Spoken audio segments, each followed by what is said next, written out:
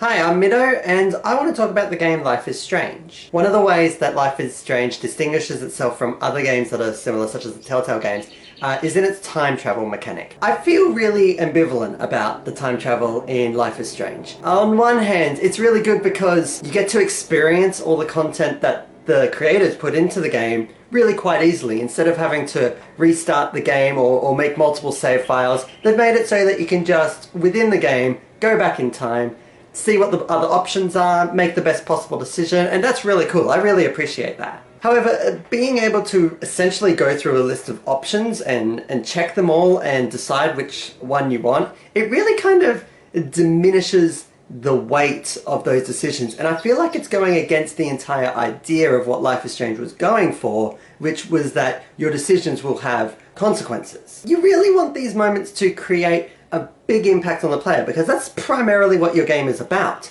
But I really feel like it's lost when you're able to reverse its effects if you don't like it. The time travel was a bit of a problem for me because when I play a game, I take a bit of a role-playing approach to it, and I like to really try and inhabit the minds of the main character and do things that I think the character would be doing rather than what I would be doing. And there were times when I actually didn't really agree with Max, and that made it really difficult to be able to make the decisions because there was this disconnect between me and her. Normally it's okay for the consumer to be disconnected from the main character because you're two different people, but in the case of this game, you're meant to be making the decisions for Max, so I don't feel like you're allowed to disagree with her too much. You have to be on the same page, right? I particularly felt this in the final decision of episode 5. Max believes that the storm that's going to destroy Arcadia Bay is a direct result of her abusing her time travel abilities. So you're presented with two options. The first is that you go back in time, you let Chloe die instead of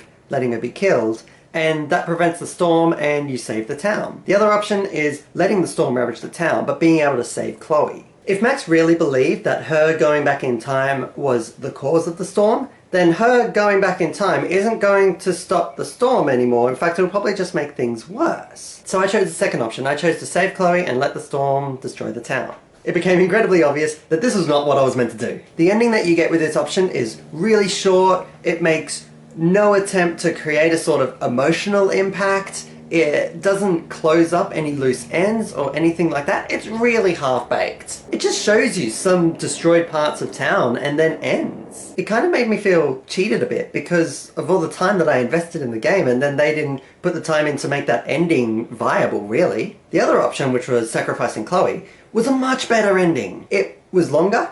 It had an emotional impact, it tied up a bunch of loose ends, and it had a really good use of Spanish Sahara by Foles. But most importantly, it felt worthwhile. But this wasn't my ending. I kind of felt punished for making the wrong decision that the developers didn't want me to make. So ultimately, if you're gonna half-ass one option, what's the point of having that option at all? Well, because decision making is the primary gameplay mechanic, and they have to do it, otherwise it would be even more anticlimactic. I just feel that when your game revolves around one thing, even if you get nothing else right, you need to get that one thing. I actually feel that in general, Life is Strange did that really well, but that final choice was just poorly designed. It left a really sour taste in my mouth and disconnected me from the characters and the entire story at the most important part of the entire game. Anyway, that's all I have to say. Thanks for watching, and I will see you next time.